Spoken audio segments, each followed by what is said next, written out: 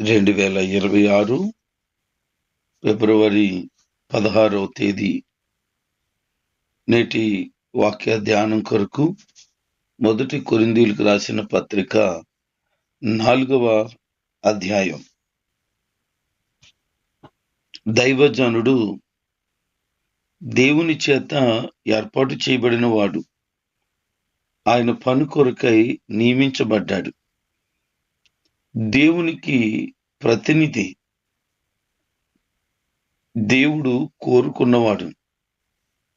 లోకం నుంచి ప్రత్యేకించి అతి శ్రేష్టమైన ధన్యకరమైన పరిచర్యను పొందినవాడు.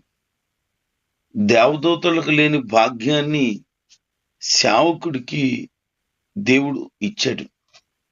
సేవకుడు ఇతరులను దీవించేవాడుగాను, ఆయన రాజ్యం కొరకు అనేక మందిని సిద్ధపరచటానికి,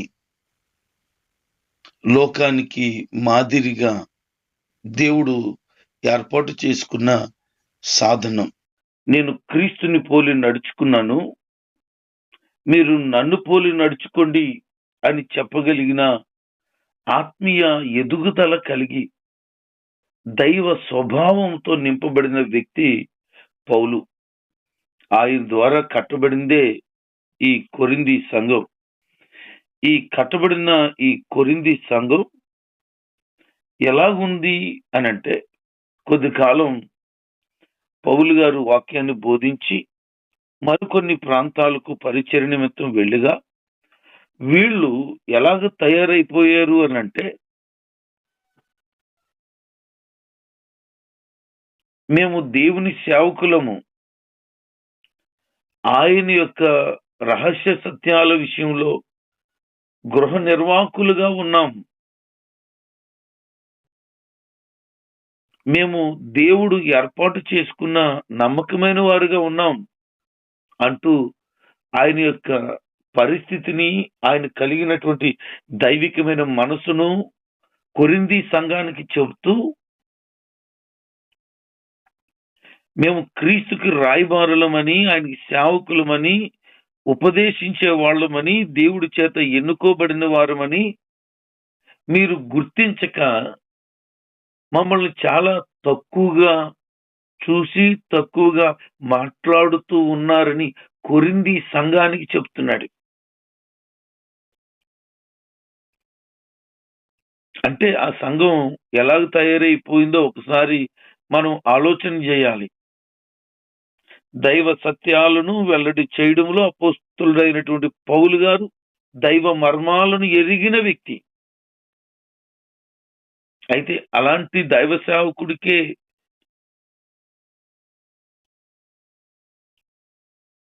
ఎంత ఘోరమైన పరిస్థితి ఎదురైందో అర్థం చేసుకుంటే,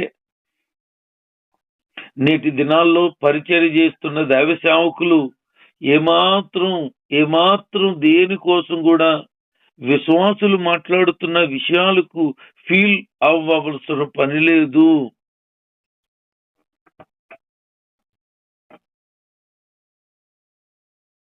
నేను మీ చేత విమర్శించబడుతూ,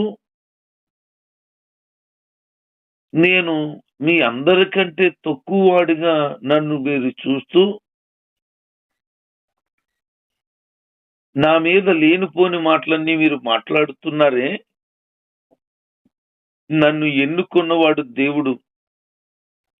నేను మంచివాడినా, నీతివంతున్నా, యథార్థవంతున్నా కాదా అనే విషయాలకు తీర్పు తీర్చేవాడు దేవుడు అంటూ, నేను ఏదైతే కలిగి ఉన్నానో, ఏ పరిచర్య అయితే జరిగిస్తున్నానో దాని విషయంలో దేవుడే నన్ను మెప్పు పొందించాలన్నా, ఘనత పొందించాలన్నా ఏదైనా నేను ప్రభు దగ్గర నుంచే పొందుకోగలుగుతాను తప్ప మనుషుల వలన కాదు అని చెప్పారు. వారికి లేఖనాలలో ఉన్నటువంటి విషయాలను బహు స్పష్టంగా బోధించి, వారందరూ క్రీస్తుకి దగ్గరవి ప్రభురాకడకు ఎదురు చూడడానికై సంసిద్ధపరిస్తే, వారు ఎలా తయారయ్యారు అనంటే, మీకోసం మేము అపోల్లోలాగా,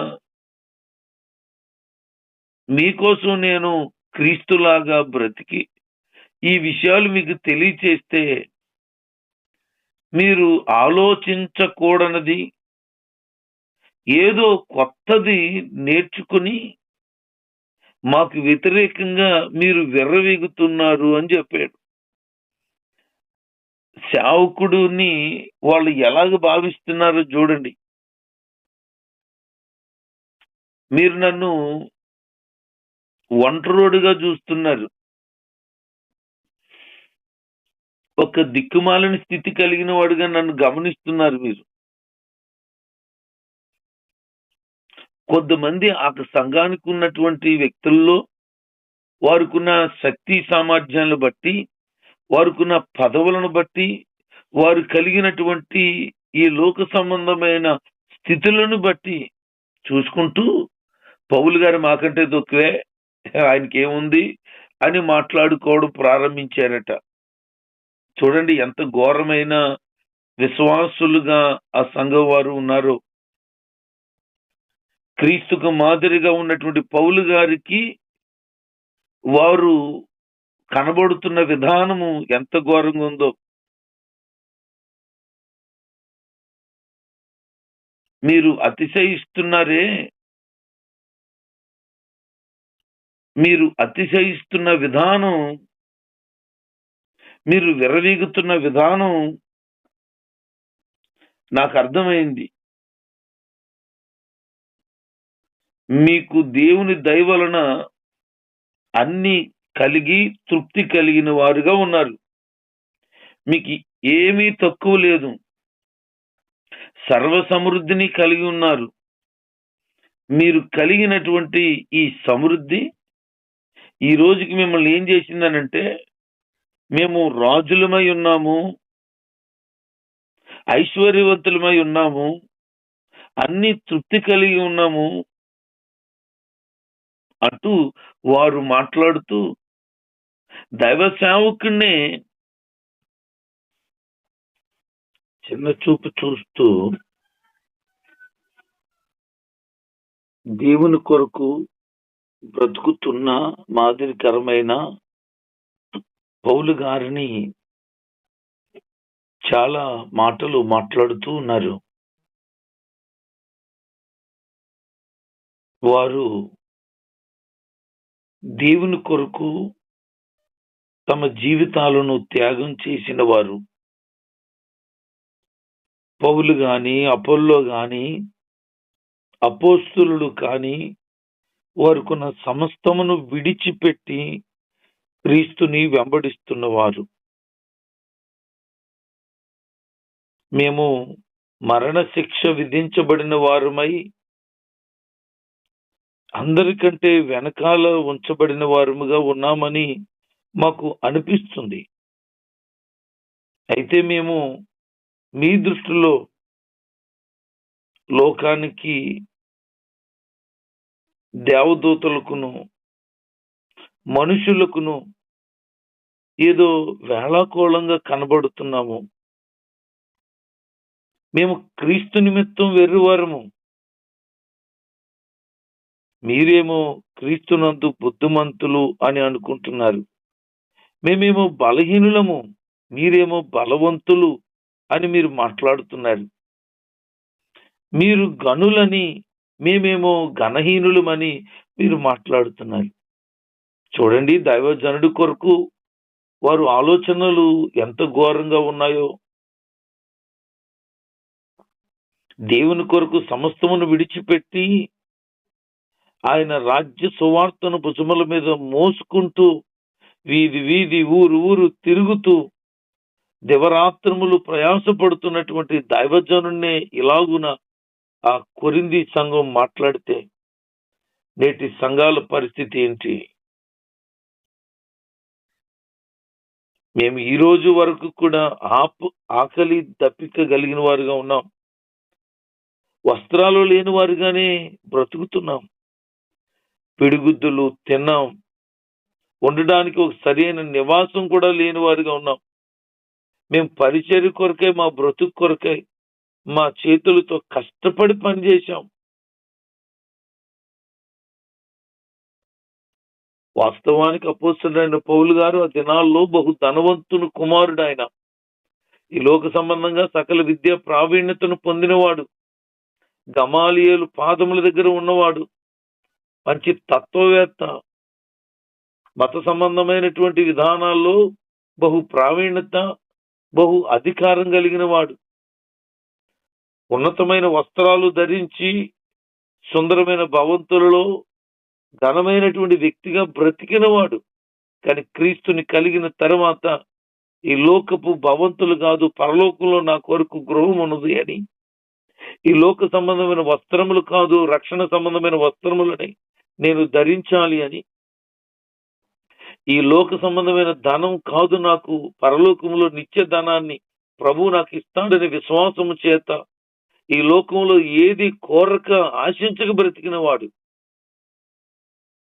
ఒకవేళ గనక దైవజనుడు సరైన వస్త్రములు లేనివాడుగాను, సరైన గృహం లేనివాడుగాను ఉండి ఉంటే అలాంటి సేవకుని యొక్క బోధ మీరు వింటారా? అలాంటి సేవకుడు చెప్పే మాటలు మీరు వినడానికి ఇష్టపడతారా? సేవకుడి స్థితే బాగోలేదు, ఆయన మాకేం చెప్తాడు, ఆశీర్వాదం లేదు ఆయన దగ్గర అని భావిస్తారా? క్రీస్తు మాదిరిని కలిగి దైవికమైన భయభక్తులు కలిగి దేవుల్లో సాగిపోతూ ఉంటుండగా అలాంటి దైవజనుడిని వెంబడిస్తారా? ఈ రోజు కలిగిన స్థితిని బట్టి పౌలు గారిని చూస్తూ ఆయనకేముంది, ఎప్పుడు చూసినా అదే వస్త్రం, ఎప్పుడు చూసినా అదే జీవితం, మేము ఎప్పుడు చూసినా ఆయనకు ఉండడానికి కూడా ఏమీ లేని పరిస్థితే, కానీ మేము కూడా ఎంత బాగున్నాం, మేము ఎంత బాగున్నాం అని భౌతికమైన వాటిని చూసి అతిశయపడుతూ గర్విస్తూ చివరికి దైవజనుడినే తక్కువ చేసి మాట్లాడుతున్నారు ఈ కొరింథీ సంఘం. ఆయన ఏం చెప్తున్నారు? మేము మీ కొరకు నిందించబడ్డాం, హింసించబడ్డాం, అయితే నిందించబడినప్పుడు దీవించాం, హింసించబడినప్పుడు ఓర్చుకున్నాం, దూషించినప్పుడు బ్రతిమలాడుతున్నాం. మీరు మమ్మల్ని చూసినప్పుడు ఈ లోకానికి మురికిగాను, అందరికీ పెంటగాను ఇప్పటి వరకు ఎంచబడిన వారుగా ఉన్నాం. గనులుగానో, ఉన్నతమైన వారుగానో, నమస్కరించదగిన వారుగానో, గౌరవించి అభిమానించేవారుగాను వారు కనబడటం లేదట. లోకం దేవుని కొరకు బ్రతికేవాడిని వెర్రివాడే అంటది. వాళ్ళకు తెలీదు వారిలో క్రీస్తు ఉన్నాడని, దైవ సంబంధమైన ప్రభావంతో నింపబడి ఉన్నారనే సంగతి లోకానికి ఏం తెలుసు?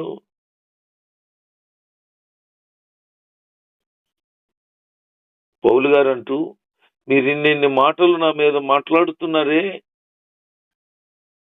మిమ్మల్ని సిగ్గుపరచాలని కాదు నేను మాట్లాడుతున్నది, మీరు నాకు ప్రియమైన పిల్లలై ఉన్నారు, మీకు బుద్ధి చెప్పడానికి ఈ మాటలు రాస్తున్నాను. ఒకవేళ మీకు తెలిసిన వారు అనేక మంది దైవజనులు ఉండి ఉంటే వాళ్ళందరూ మీకు తండ్రులు కాలేరు. మిమ్మల్ని క్రీస్తుని బట్టి రక్షించుకుని క్రీస్తుని బట్టి మిమ్మల్ని కన్నాను, నేనే మీ తండ్రిని, ఆత్మీయంగా తండ్రిని అంటూ తను దైవికమైన ప్రేమను, మాదిరికరమైన జీవితాన్ని వారికి తెలియచేస్తున్నాడు. అందుకే ఆయన, నేను క్రీస్తుని పోలి ఉన్నాను, మీరు నన్ను పోలి నడుచుకోండి అని చెప్పగలుగుతున్నాడు. మాదిరికరమైనటువంటి పాదిరి అపోస్తులైన పౌలు. ఆయన బట్టి దేవునికి మహిమ కలుగును గాక. ఇటువంటి సంఘంలో నీవు కూడా ఉండుంటే ఒకసారి జ్ఞాపకం చేసుకో, నీ ఆత్మీయ జీవితం ఎలా ఉంది అని. నేను చెబుతున్న మాటలు మీకు అర్థమవుతున్నాయా? దేవుని ప్రేమను కలిగి దైవత్వాన్ని ప్రదర్శిస్తూ దేవునికి ప్రతినిధులుగా ఉంటున్న వారు వీరు. కొంతమంది ఆత్మీయ తండ్రులే కానీ లోకాన్ని కోరి సంఘానికి వచ్చిన వారిని చెరిపి లోక సంబంధమైన ధన వ్యామోహంలో పడిపోయి శరీర ఇచ్చలను కలిగి ఉండి చెడిపోయిన వారు మార్గదర్శకులు కారు, ఎన్నడూ కారు. నీతిగా, యథార్థంగా, దైవికమైన భయము భక్తి కలిగి దేవుని కొరకు బ్రతుకుతున్న వారు పేదవారైనా సరే వారు నిజమైనటువంటి ఆత్మీయ తండ్రులుగా ఉంటారు. అంటే వారు రక్షించారు కదండి, వారి వల్ల మేము ప్రభువుని తెలుసుకున్నాం కదా, ఆత్మీయ తండ్రులు కాదా మాకంటే? ఆత్మీయ తండ్రులే గాని తప్పిపోయిన వారు, చెడిపోయిన వారు, లోకాన్ని కోరుకొని బ్రతుకుతున్నవారు. వారిని వెంబడించడానికి ఏమి వెంబడిస్తావు? పౌలు గారు ఏం చెప్తున్నారు? మీరు నన్ను వెంబడించండి, నన్ను పోలు నడుచుకోండి అన్నారు. మేము ఎలాగున్నామో, నేను ఎలాగున్నానో మీకు తెలియచేయటానికి మా మాదిరిని, మా బోధ విధానాన్ని, మా జీవితాన్ని దగ్గరుండి చూసినటువంటి తిమోతిని మీకు పంపిస్తున్నాను. ఆ తిమోతి చెప్తాడు మా గురించి. మేమేమన్నా లోకాన్ని కోరుకున్నామా? ఈ లోక సంబంధమైన వాటి వ్యవహారాల్లో మేమేమన్నా ములిగామా? లేకపోతే దేవుణ్ణే ప్రకటించామా? దేవుని కొరకే బ్రతికేమా? తిమోతి చెప్తాడు మా గురించి. ఎందుకంటే మాతో ఉన్నవాడు తిమోతియే కదా. అలా చెప్పాలి. ఒక సేవకుడు ఆత్మీయ తండ్రిని అని అనుకుంటే అలా చెప్పాలి. మా జీవితాలు చూడండి అని. సారీ, నేను ఇంతకు ముందు తప్పు చేశాను, ఇక మీ ఎదురు తప్పు చేయను, ఇంతకు ముందు అలాగ ఉన్నాను, ఇలాగ ఉంటాను అని చెప్పేవాళ్ళు కాదు అక్కడ చెప్తున్నది. నేను దేవుని కొరకు ఇలాగ బ్రతికాను, ఇప్పుడు వరకు బ్రతుకుతూ ఉన్నాను, మీరు నన్ను వెంబడించండి, క్రీస్తుని పోలి ఉన్నానని చెప్పగలిగిన ఆత్మ సంబంధమైనటువంటి సిద్ధమాటు కలిగిన, బహుధైర్యం కలిగి, నిత్యత్వంలో దేవుడు అనుగ్రహించేటువంటి జీవ కిరీటాన్ని, నీతి కిరీటాన్ని పొందుకోవడానికి సంసిద్ధుడైన, మంచి పోరాటం కలిగిన, పోరాటంలో పరుగుగెత్తుతున్న, ప్రభు కోసం రోషంగా నిలబడిన పౌలు వలే ఉండాలి అని దేవుడు కోరుకుంటున్నాడు. ఈ లోకాన్ని కోరుకొని బ్రతుకుతున్న ప్రతి ఒక్కరు కూడా ఒకవేళ సేవకుణ్ణి అని బైబిల్ పట్టుకున్నంత మాత్రాన వారిని వెంబడించడంలో మీరు కీడులో, నష్టంలో పడతారు. పర్లేదు, వాళ్ళు ఎలాగుంటూనే ఉంది, వాళ్ళకి యథార్థమైన స్థితి, వాళ్ళ భక్తి నీతో చెడిపోయిన స్థితితో దేవుడు చూస్తాడు. మనం వాళ్ళ దగ్గరికి వెళ్దాంలే అంటే వాళ్ళ దగ్గరికి వెళ్ళి ఏమి నేర్చుకుంటాం? వాళ్ళ దగ్గరికి వెళ్ళి ఏం వింటాం? వాళ్ళు ఏం బోధిస్తారు? బోధిస్తే మాదిరి లేని వాళ్ళు బోధించిన బోధ నువ్వు బోధ వింటావా? మాదిరి లేని వ్యక్తిని చూస్తావా? నీ ఆత్మీయ జీవితం పాడైపోద్ది, భక్తి జీవితం చెడిపోద్ది. అలాంటి వారి దగ్గరికి వెళ్ళడం కంటే క్రీస్తులో నిలువరమైన మనసుతో ప్రభు కోసం ఎంత పేదరికమైన భరిస్తూ ప్రయాసపడే సేవకులు ఉన్నారే, అలాంటి సంఘాలకు వెళ్ళడమే మేలు. నా మాటలు సేవకులకు ఒకవేళ బాధ కలిగించవచ్చేమో, నష్టమేమీ లేదు. కారణం ఏంటంటే దేవుని కొరకు బ్రతకలేనోడు, దేవుని కొరకు లోకాన్ని విడిచిపెట్టలేనోడు, దేవుని కొరకు త్యాగపూరితమైన జీవితం లేనోడు, మాదిరికరమైన బ్రతుకునోడు సేవకుడని పేరు పెట్టుకుంటే సిగ్గుచేటు, దేవుని నామానికి అవమానం కలుగుతుంది. అందుకే ప్రభు చెప్తారు, మిమ్మల్ని బట్టి నా నామం అన్ని జనుల మధ్యలో దూషించబడుతుంది అని. అట్టి స్థితికి ఎప్పుడు సేవకులు రాకూడదు.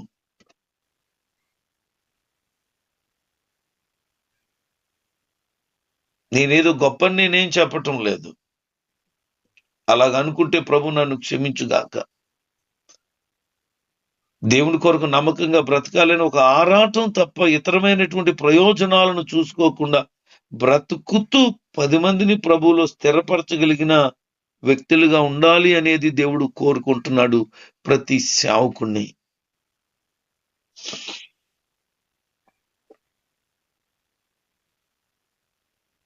మేము క్రీస్తులో నడుచుకుంటున్నాము గనక, దైవ చిత్తాన్ని కలిగి ఉన్నాము గనక, మేమేమో మా మాటలతోనో మా పరిస్థితులతోనో మీ దగ్గరికి వచ్చేమి చెప్పలేదు. మీరు కొంతమంది వెర్రవీగుతున్నారు, మమ్మల్ని బట్టి వెర్రవీగుతున్నారు. మీరు వాళ్ళకంటే, ఆ పాస్టర్ గారి కంటే, పౌలు గారి కంటే, అపోల్లో కంటే మేము చాలా బెటరే అని వెర్రవీగుతున్నారు. మీరు లోక సంబంధంగా విర్రవీగుతున్నారా, ఆత్మ సంబంధంగా శక్తివంతులుగా ఉన్నారో మేము వస్తాం. నేను వచ్చినప్పుడు మీ సంగతి ఏంటో ముఖాముఖిగా తేల్చేస్తాను. అందుకే అంటున్నాడు, నేను బెత్తంతో రావాలా, లేకపోతే ప్రేమతోనూ సాత్వికమైన మనసుతో మీ దగ్గరికి రావాలా? మీరే ఎంచుకోండి. ఎందుకు పౌలు గారు అలా చెప్పారంటే, క్రీస్తు మాదిరిని కలిగిన దైవజనుడు దేవుని కోసం తన ప్రాణాన్ని అర్పించడానికి సిద్ధపడినవాడు. అనేక సార్లు ఉపద్రవంలో, సముద్ర ప్రయాణాల్లో, ఆకలి దప్పికల్లో, అనేకమైన నిందల్లో, రాళ్లతో కొట్టడంలో, ఉపవాసంలో, జాగరంలో, అనేక రకాలని హింసల్లో, బాధల్లో క్రీస్తుని వెంబడించిన క్రీస్తుకు మాదిరికరమైనటువంటి దైవజనుడు అపోస్తులైన పౌలు. ఆయన క్రీస్తుకు మాదిరి కనుక ఆయన చెప్పగలిగిన బహుధైర్యపు మాటలు ప్రతి సేవకుడు, ప్రతి సేవకురాలు దేవుని కొరకు అలా నిలబడి చెప్పగలిగితే నేటి దినాల్లో బలమైన సంఘాలు కట్టబడతాయి. ప్రభు రాజ్యం కట్టబడుతుంది. అనేక ఆత్మలు ప్రభు చెంతకు నడిపించబడతారు. మాదిరి లేని పాదిరి కాదైనా మాదిరి కలిగిన పాదిరి. అందుకే నేను మిమ్మల్ని కన్నాను, మీరేమో కన్నవారై ఉండి లోకంలో పెంచబడుతున్న వారుగా నా మీద తిరుగుబాటు చేస్తున్నారు. సరే, నేను వచ్చి మీ సంగతులన్నీ సెట్ చేస్తానులే అని చెప్తున్నాడు. ఈరోజు ఈ మాటలుంటున్న దేవుని ప్రజలారా, దైవ సేవకుడిని నువ్వు ఎలా చూస్తున్నావు? తండ్రిగానే చూస్తున్నావా? లేకపోతే ఇతరమైన అభిప్రాయాలు నీలో ఉన్నాయా? మీ ఆత్మీయ తండ్రి దైవభక్తి కలిగిన వాడైనా? క్రీస్తుని అనుసరిస్తున్నారా? ఆయన్ని చూస్తూ మా పాస్టర్ గారిలాగా మేము కూడా ప్రభువులో ఉండాలి అనే ఒక ఆశ, ఆరాటం నీలో కలుగుతుందా?